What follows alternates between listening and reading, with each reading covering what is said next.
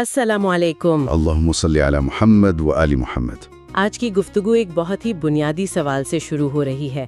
انسانی سوچ نے وقت کے ساتھ ترقی کیسے کی؟ اور یہ صرف ایک علمی سوال نہیں ہے، اس کے پیچھے ایک بہت بڑا مسئلہ چھپا ہوا ہے۔ اچھا؟ ہم اپنے معاشرے میں، اپنی سیاست میں، حتیٰ کہ اپنے گھروں میں بھی روایت اور جدیدیت یعنی یقین اور دلیل کے درمیان ایک مسلسل کشمکش دیکھتے ہیں۔ آخر اس تصادم کی، اس فکری کھینچا تانے کی جڑ کیا ہے؟ یہ صرف تاریخ کی کتابوں کی بحث تو نہیں ہے، یہ تو ہر سوچنے والے ذہن کا ایک ذاتی سفر لگتا ہے جس میں ہم سب کہیں نہ کہیں پھنسے ہوئے محسوس کرتے ہیں۔ بالکل، اور یہیں پر ایک حیران کن بات سامنے آتی ہے۔ وہ کیا؟ کیا ہو اگر پوری انسانی تاریخ اور ہمارے اپنے سوچنے کے انداز کو ایک عمارت کی صرف 3 منزلوں کے سفر کے طور پر سمجھا جا سکے؟ آج ہم پروفیسر ڈاکٹر احمد علی بروہی کی تحقیق کی روشنی میں آگسٹ کامٹ کے دیے گئے علم کے ان 3 مراحل کا گہرائی سے جائزہ لیں گے۔ 3 منزلیں، یہ ایک بہت دلچسپ تصویر ہے۔ تو آئیے پھر اس خیال کی گتھیاں سلجھاتے ہیں۔ ڈاکٹر بروہی کامٹ کے اس نظریے کو کیسے بیان کرتے ہیں؟ علم کی یہ 3 منزلیں مطلب ہے کیا؟ تو دیکھیں، کامٹ کے مطابق انسانی ذہن نے اجتماعی طور پر 3 بڑے مراحل طے کیے ہیں۔ پہلی منزل یا پہلا مرحلہ ہے الہیاتی یعنی تھیولوجیکل سٹیج۔ تھیولوجیکل سٹیج، ٹھیک جی۔ یہ سوچ کا وہ ابتدائی دور تھا جب ہر واقعے کی وضاحت مافوق الفطرت قوتوں، دیوی دیوتاؤں، معجزات یا سیدھا خدائی مرضی سے کی جاتی تھی۔ یہ علم کی وہ بنیاد تھی جو مکمل طور پر تخیل اور مذہبی عقائد پر کھڑی تھی۔ یعنی اگر بارش ہوتی تھی تو یہ دیوتاؤں کی مہربانی ہے، اور اگر زلزلہ آتا تھا تو یہ ان کا غضب ہے۔ بالکل، ہر چیز کی وجہ زمین سے باہر آسمانوں میں تلاش کی جاتی تھی۔ جی، اور اس سوچ میں انسانی عمل کی کوئی خاص اہمیت نہیں تھی۔ انسان اس کہانی میں ایک غیر فعال کردار تھا جو صرف طاقتور قوتوں کے رحم و کرم پر تھا۔ اچھا، انسانی سوچ نے ترقی کی اور دوسری منزل پر پہنچی، جسے کامٹ نے مابعد الطبیعیاتی یا میٹا فزیکل سٹیج کہا ہے۔ میٹا فزیکل، یہاں کر انسان نے دیوتاؤں سے آگے دیکھنا شروع کیا۔ اب علم کی بنیاد تجریدی خیالات، منطقی تصورات اور فلسفیانہ دلائل پر رکھی گئی۔ اچھا، تو یہاں وضاحت تو کی جا رہی ہے، لیکن وہ بھی نظر نہ آنے والی قوتوں پر مبنی ہے، بس ان قوتوں کے نام بدل گئے ہیں۔ بالکل، دیوتاؤں کی جگہ فطرت، کائناتی انصاف یا توانائی جیسے الفاظ نے لے لی۔ یہ تو آج کل کی نیو ایج روحانیت جیسا لگتا ہے نا؟ آپ نے بالکل صحیح نبض پر ہاتھ رکھا ہے۔ لوگ کائنات، انرجی، وائبریشنز کی بات کرتے ہیں، جو کہ دیوتاؤں کا ایک جدید ورژن ہی تو ہے، ایک تجریدی تصور جسے آپ سائنس سے ثابت نہیں کر سکتے۔ بالکل، یہ ایک عبوری مرحلہ تھا، ایک پل کی طرح جو الہیاتی سوچ کو سائنسی سوچ سے جوڑتا ہے۔ اور پھر آتی ہے تیسری اور آخری منزل، جو کہ ہے جسے کامٹ نے پوزیٹیوسٹ یعنی پوزیٹیو سٹیج کہا ہے۔ سیدھے الفاظ میں یہ آج کا سائنسی دور ہے۔ ٹھیک، یہاں علم کی بنیاد صرف اور صرف سائنسی مشاہدے، تجربے اور قابل تصدیق حقائق پر ہے۔ یہاں کیوں سے زیادہ اہم سوال کیسے ہے۔ مطلب یہ نہیں پوچھا جاتا کہ بارش کیوں ہوتی ہے، بلکہ یہ کہ بادل کیسے بنتے ہیں، جی، پانی کیسے بخارات بن کر اوپر جاتا ہے اور کس درجہ حرارت پر واپس قطروں کی شکل میں زمین پر گرتا ہے۔ یعنی ایک ایسا عمل جسے ہم لیب میں بھی دہرا سکتے ہیں۔ بالکل، یہاں علم وہ ہے جسے آپ ثابت کر سکیں، جس کا آپ تجربہ کر سکیں۔ کامٹ کا مرکزی خیال یہ تھا کہ انسانی سوچ نے پہلے یقین کیا، پھر سوال کیا اور آخر میں ثبوت مانگنا شروع کر دیا۔ یہ تو کسی بچے کے ذہنی ارتقاء جیسا ہے۔ پہلے وہ ہر بات مان لیتا ہے جو اسے بتائی جاتی ہے، پھر وہ کیوں اور ایسا کیوں ہوتا ہے پوچھنا شروع کرتا ہے، اور آخر میں وہ خود چیزوں کو توڑ جوڑ کر پرکھ کر سمجھنا چاہتا ہے۔ کمال کی تشبیہ ہے۔ یہی کامٹ کا سب سے بڑا کارنامہ تھا۔ اس نے کہا کہ جس طرح ایک فرد ذہنی طور پر بالغ ہوتا ہے، اسی طرح پوری انسانیت نے بھی فکری بلوغت کا سفر طے کیا ہے۔ یہ نظریہ سننے میں تو بہت صاف اور سیدھا لگتا ہے، ایک صاف ستھری سیڑھی جس پر انسانیت چڑھتی گئی، لیکن حقیقی دنیا تو اتنی صاف نہیں ہوتی۔ ان مراحل کو پہچاننا اتنا آسان کیوں نہیں ہے؟ ڈاکٹر بروہی اس کی کیا مشکلات بتاتے ہیں؟ یہ بہت اہم سوال ہے، کیونکہ حقیقت ہمیشہ نظریے سے زیادہ پیچیدہ ہوتی ہے۔ ڈاکٹر بروہی اس سلسلے میں 5 بڑی مشکلات کی نشاندہی کرتے ہیں۔ पहली और सबसे बड़ी मुश्किल है मराहिल का इज्तिमा।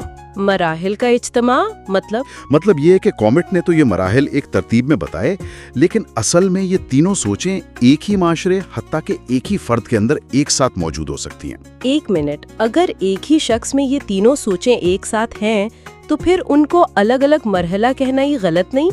ये तो फिर सोच के अंदाज हुए, मराहिल तो ना हुए। वो से एक तजाद के तौर पर नहीं बल्कि इंसानी जहन की पेचीदगी के तौर पर देखते हैं।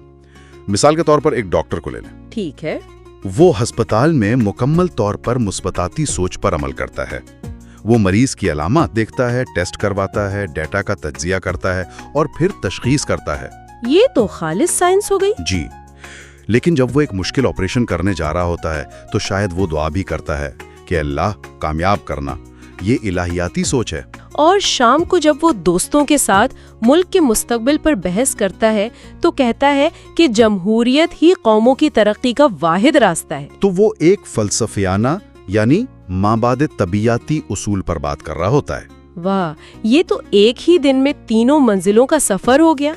यानी हम सब के अंदर ये तीनों सोचें किसी न किसी शक्ल में मौजूद हैं और हम हालात के मुताबिक उन्हें इस्तेमाल करते हैं। बिल्कुल।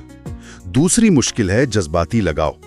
लोग अक्सर मजहबी या इलाहियाती वजाहतों से जज्बाती और सकाफती तौर पर इतने जुड़े होते हैं कि उन्हें छोड़ना नामुमकिन लगता है, चाहे साइंसी सबूत उनके सामने ही क्यों ना हो। सही। और तीसरी मुश्किल है साइंस की गलतफहमी। बहुत से लोग साइंस को मजहब का दुश्मन समझते हैं। हाँ, ये तो बहुत आम है। जबकि साइंस का दायरा कार सिर्फ कुदरती कवानीन का मुताला करना है। वो ये नहीं बताती कि इन कवानीन को किसने बनाया, बल्कि सिर्फ ये बताती है कि ये कवानीन काम कैसे करते हैं। अच्छा, तो साइंस की गलत फहमी और जज्बाती लगाव, ये दोनों तो एक दूसरे को मजीद हवा देते होंगे। लोग साइंस से इसलिए भी डरते हैं कि वो उनके जज्बाती अकायद को चैलेंज करती है। आपने दुरुस्त कहा, ये दोनों मिलके एक बड़ी रुकावट बन जाते हैं। चौथी मुश्किल है जहनी झुकाव या बायस। अच्छा। हमारे पहले से मौजूद फलसफियाना या मजहबी तासुबात हमें साइंसी सोच को गैर जानिबदारी से कबूल करने से रोकते हैं। और पांचवी मुश्किल नफ्सियाती सुस्तरवी है। हर जहन एक ही रफ्तार से तरक्की नहीं करता। तो अगर ये इतना पेचीदा है और ये सारी सोचें आपस में गुडमिड हैं, तो फिर इनकी पहचान कैसे की जाए? क्या डॉक्टर ब्रोही इसका कोई अमली तरीका बताते हैं? जी, वो उसके लिए बहुत आसान और अमली पैमाने बताते हैं। इलायती सोच की पहचान बहुत सादा है।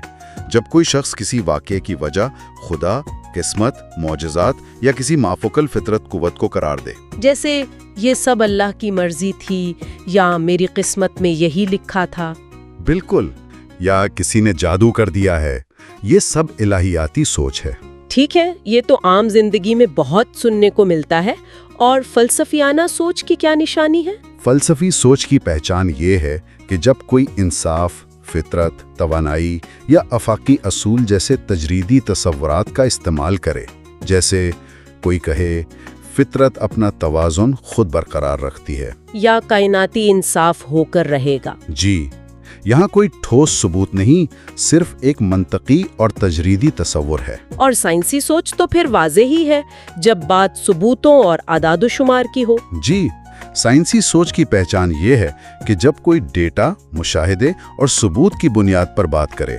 मिसाल के तौर पर आदाद-ओ-शुमार के मुताबिक इस दवा का असर 95% मरीजों पर मुस्बत रहा। ठीक है।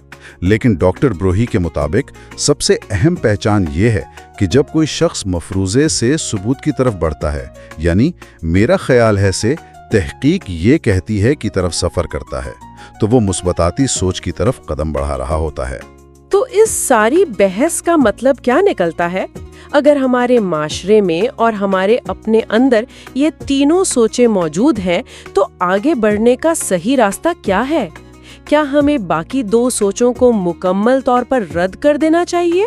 नहीं, डॉक्टर ब्रोही के मुताबिक यही सबसे बड़ी गलतफहमी है। हल किसी एक मरहले को रद्द करने में नहीं, बल्कि तवाज़ुन पैदा करने में है। वो इसके लिए भी 5 हल पेश करते हैं। अच्छा। पहला है मुअतदिल फिक्र, यानी तीनों मराहिल से सीखें, किसी को मुकम्मल तौर पर मुस्तरद ना करें। ईमान हमें इखलाकियात और सुकून देता है, फलसफा हमें गहराई से सोचने पर मजबूर करता है और साइंस हमें मादी तरक्की देती है। ये तो बहुत अहम बात है। یعنی یہ جنگ نہیں بلکہ ایک ارتقا ہے. ہمیں ماضی کی سوچ کو مٹانا نہیں بلکہ اس پر تعمیر کرنا ہے. بالکل. دوسرا ہے روایت کا احترام، سائنس کا استعمال. روایت ہمیں ہماری شناخت دیتی ہے اور سائنس ہمیں آگے بڑھنے کے اوزار فراہم کرتی ہے. روایت کا احترام، سائنس کا استعمال. یہ سننے میں بہت اچھا لگتا ہے، لیکن جہاں روایت اور سائنس میں براہ راست تصادم ہو وہاں کیا کریں؟ بہت اچھا سوال ہے. جیسے کہ کچھ روایتی علاج اور جدید میڈیسن، اس توازن کو عملی طور پر کیسے قائم کیا جائے؟ یہ ایک مشکل سوال ہے اور اس کا جواب تیسرے حل میں پوشیدہ ہے: تنقیدی سوچ کو فروغ دینا. Critical thinking. جی، یعنی معاشرے میں سوال کرنے، منطق استعمال کرنے اور حقائق کو سمجھنے کی حوصلہ افزائی کی جائے. جب تنقیدی سوچ عام ہوگی تو لوگ خود فیصلہ کر سکیں گے کہ کس معاملے میں روایت پر عمل کرنا ہے اور کس میں سائنسی ثبوت کو ترجیح دینی ہے. اور باقی دو حل کیا ہیں؟ چوتھا حل ہے شواہد پر مبنی علم کو قبول کرنا، یعنی فیصلے جذبات یا عقائد کے بجائے ڈیٹا اور تحقیق کی بنیاد پر کیے جائیں. اور پانچواں اور شاید سب سے اہم حل ہے علمی انکساری. علمی انکساری یعنی انٹلیکچوئل ہیوملٹی. جی، یہ تسلیم کرنا کہ علم ہمیشہ ارتقا پذیر رہتا ہے اور کوئی بھی نظریہ حتمی نہیں ہے. ہمیں ہمیشہ نئے شواہد کے لیے اپنے ذہن کو کھلا رکھنا چاہیے. یہ واقعی بہت دلچسپ ہے، خاص طور پر یہ نقطہ کہ سائنس عقیدے کو ختم نہیں کرتی بلکہ صرف قدرتی عمل کی وضاحت کرتی ہے. یہ دونوں ایک دوسرے کے دشمن نہیں بلکہ علم کے دو مختلف دائرے ہیں. یہی ڈاکٹر بروہی کی تحقیق کا نچوڑ ہے. تصادم نہیں، توازن ہی ترقی کی کنجی ہے. ڈاکٹر بروہی کومٹ کے اس نظریے کو آج کی دنیا، خاص طور پر پاکستانی معاشرے پر کیسے لاگو کرتے ہیں، یہاں سے یہ گفتگو اور بھی گہری اور عملی ہو جاتی ہے. بالکل. ڈاکٹر بروہی کہتے ہیں کہ کومٹ نے صرف نظریہ نہیں دیا بلکہ سماجیات کو ایک سائنس کی بنیاد فراہم کی. وہ آج کی دنیا میں ان تینوں سوچ کے انداز کو واضح طور پر دیکھتے ہیں. کہاں؟ مثال کے طور پر مذہبی معاشروں، قبائلی نظاموں اور روایتی برادریوں میں آج بھی الہیاتی ذہن غالب نظر آتا ہے. صحیح. اور باقی دو ذہن؟ تعلیمی اداروں، ادبی حلقوں اور میڈیا کے ٹاک شوز میں مابعد الطبعیاتی ذہن نمایاں ہیں. وہاں لوگ نظریات، اصولوں اور تجریدی تصورات جیسے انصاف، قومی مفاد، آزادی پر گھنٹوں بحث کرتے ہیں، لیکن اکثر اس کے پیچھے کوئی ٹھوس ڈیٹا نہیں ہوتا. اور مثبتاتی ذہن؟ وہ تحقیق کے اداروں، سائنس اور ٹیکنالوجی کی صنعتوں میں کام کرتا ہے، جہاں ہر چیز کا انحصار ڈیٹا، تجربے اور نتائج پر ہوتا ہے. اور پاکستانی معاشرے کے بارے میں ان کا کیا تجزیہ ہے؟ یہ تینوں ذہن یہاں کیسے کام کر رہے ہیں؟ ان کے مطابق پاکستانی معاشرہ ان تینوں مراحل کا ایک انتہائی پیچیدہ اور اکثر اوقات تکلیف دہ مرکب ہے. یہاں یہ تینوں سوچیں نہ صرف ایک ساتھ موجود ہیں بلکہ اکثر ایک دوسرے سے حالت جنگ میں رہتی ہیں. اور اسی تصادم کی وجہ سے معاشرے میں اکثر فکری انتشار اور پولرائزیشن نظر آتی ہے. جی، ایک ہی مسئلے پر تین مختلف قسم کے لوگ تین بالکل مختلف زبانوں میں بات کر رہے ہوتے ہیں اور کسی کو دوسرے کی بات سمجھ نہیں آتی. آپ نے بالکل صحیح تشخیص کی. ایک کہتا ہے یہ خدا کی طرف سے آزمائش ہے، دوسرا کہتا ہے یہ نظام کی ناکامی ہے، اور تیسرا کہتا ہے اعداد و شمار کے مطابق غربت کی شرح میں 2% اضافہ ہوا ہے. تینوں اپنی اپنی جگہ شاید سچ کہہ رہے ہوں، لیکن ان کی سوچ کی منزلیں مختلف ہیں. بالکل. تو ان کے مطابق مستقبل کس سوچ کا ہے؟ اس تصادم کا نتیجہ کیا ہوگا؟ ڈاکٹر بروہی کا تجزیہ بالکل واضح اور دو ٹوک ہے. مستقبل دلیل اور ثبوت کا ہے. وہ کہتے ہیں کہ قومیں جذباتی نعروں یا فلسفیانہ باتوں سے نہیں بلکہ سائنسی سوچ اور شواہد پر مبنی پالیسیوں سے ترقی کرتی ہیں. وہ ایک بہت خوبصورت اصطلاح استعمال کرتے ہیں: فکری ایمانداری. فکری ایمانداری، انٹلیکچوئل آنیسٹی، یہ ایک طاقتور خیال ہے. اس کا کیا مطلب ہے؟ ان کے مطابق ایک پختہ اور ترقی یافتہ معاشرہ وہ ہے جو ایمان اور روایات کا احترام کرتا ہے، انہیں اپنی ثقافتی اور روحانی زندگی کا حصہ سمجھتا ہے، لیکن اپنی عملی زندگی، اپنی معیشت، اپنی صحت، اپنی تعلیم کی تعمیر حقائق، ڈیٹا اور سائنسی علم پر کرتا ہے. یعنی دل میں ایمان اور دماغ میں دلیل، دونوں کو اپنی اپنی جگہ پر رکھنا. یہ کہنا بہت آسان ہے، لیکن عملی زندگی میں یہ شاید سب سے مشکل کام ہے. بالکل. اور یہی فکری ایمانداری کا جوہر ہے. یہ کوئی منزل نہیں بلکہ ایک مسلسل عمل ہے۔ یہ تسلیم کرنا کہ کچھ معاملات میں جیسے سماجی پالیسی یا طب دلیل اور ڈیٹا کو فوقیت دینی ہوں گی، چاہے وہ ہماری روایتی سوچ سے مطابقت نہ بھی رکھتے ہوں۔ تو آج کی اس گہری گفتگو میں ہم نے دیکھا کہ انسانی فکر نے کیسے قدم بقدم ترقی کی، عبادت سے حیرت تک، فلسفے سے ثبوت تک اور تخیل سے تحقیق تک کا سفر طے کیا۔ کومٹ اور ڈاکٹر بروہی ہمیں یاد دلاتے ہیں کہ علم، وضاحت اور شفافیت کی طرف ایک نہ ختم ہونے والا سفر ہے۔ ہر مرحلے کی اپنی اہمیت ہے، لیکن جدید دنیا میں سماجی اور معاشی ترقی کے لیے مثبتاتی یعنی سائنسی فکر کو اپنانا ناگزیر ہے۔ یہ گفتگو ایک آخری خیال ذہن میں چھوڑ جاتی ہے۔ اگر کوئی اپنے پچھلے 24 گھنٹوں کے فیصلوں اور سوچ کا جائزہ لے تو وہ خود کو علم کی کس منزل پر پاتا ہے؟ جب اس نے کسی خبر پر یقین کیا، جب اس نے اپنے بچے کو کوئی نصیحت کی، یا جب اس نے اپنے مستقبل کا کوئی منصوبہ بنایا، تو اس کی سوچ کا انداز کیا تھا؟ اور کیا ایک ہی دن میں مختلف حالات میں ان تینوں منزلوں کے درمیان سفر کرنا ہی اصل میں انسان ہونا ہے؟